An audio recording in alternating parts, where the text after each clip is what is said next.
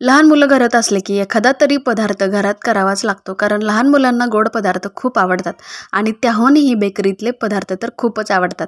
तर आज आपण अगदी 10 रुपयांच्या बिस्किटापासून हा केक बनवतोय. तर अगदी सोपी साधी रेसिपी आहे, कोणी सहज करू शकेल अशी ही रेसिपी आहे. चला तर मग सुरुवात करूया आपल्या पार्लेजीच्या केकला.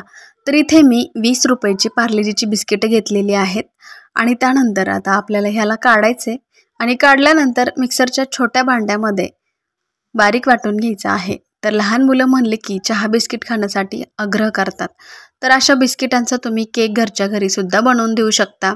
तर आपण हे क्रश केलेले बिस्किट आहेत त्यामध्ये साखर टाकायची आहे. अगदीच 2 चमचे साखर ॲड करा आणि फ्लेवरसाठी 2 विलायची टाकायचे आहे. आता हे सर्व आपण बारीक असं वाटून घ्यायचं आहे. तर मिश्रणाचं अगदी बारीक करायचं आहे आणि एका बाउलमध्ये सुद्धा आपल्याला काढायचं आहे. मोठा एखादा बाउल घ्या किंवा दुसऱ्या एखाद्या भांड्यामध्ये तुम्ही काढू शकता. बाकीची सर्व राहिलेली पार्लेजी बिस्किटं सुद्धा वाटून घेऊयात. लहान मुलांना पौष्टिक देण्यासाठी आपण अशा पद्धतीचा केक नक्कीच बनवू शकतो. आता या बिस्किटाच्या मिश्रणामध्ये आपण दूध ओतूयात.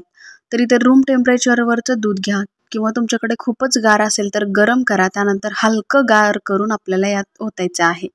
तर इथे मी कोमट दूध घेतले, लागेल इतपत दूध ॲड करायचे आणि मग फेटायचं आहे. तर हे बघा असं बाइंडिंग आलं पाहिजे तिथपर्यंत आपल्याला फेटायचं आहे. आता हा पार्लेजीचा केक अगदी फ्लॉपी होण्यासाठी, सॉफ्ट होण्यासाठी आपण त्यामध्ये इनो पावडर ॲड करूया. तर इथे इनो 1 चमचा टाकायचे. तर या पुडीमध्ये 1 चमचाभर इनो असतो, त्यामुळे इथे मी सर्व पुडी ॲड करते. तर तुम्हाला कमी टाकायचं असेल तर कमी टाकू शकता आणि त्यामध्ये लगेच दूध टाकायचे आणि मग नंतर फेटायचे.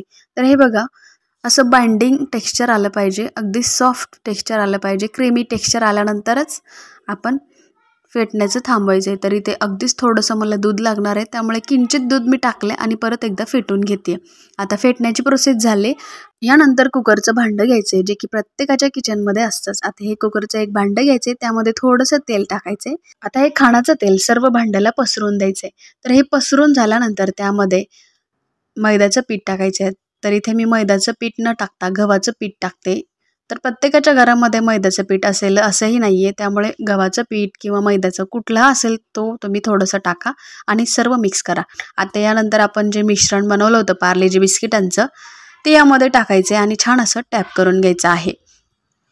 आता या केकला छान असा टेक्स्चर येण्यासाठी, मस्त असं डेकोरेशनसाठी आपण त्यामध्ये गार्निशन म्हणून काजू, बदाम आणि पिस्ता याचे काप टाकूयात.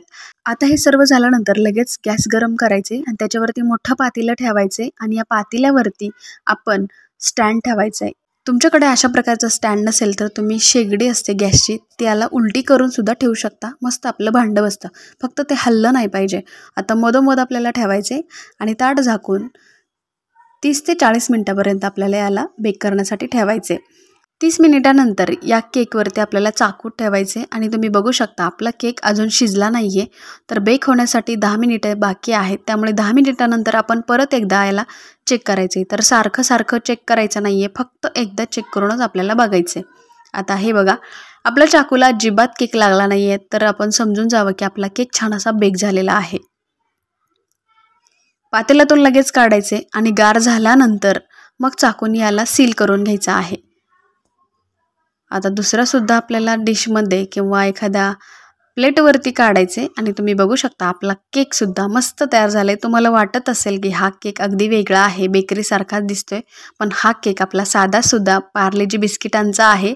लहान मुलांना तुम्ही पौष्टिक म्हणून देऊ शकता. कधीही मुलं तुम्हाला स्वीट खाण्यासाठी हट्ट करत असतील तर असा केक तुम्ही नक्की बनवून द्या आणि मला कमेंट करून सांगा की तुमचा सुद्धा केक कसा झाला आहे.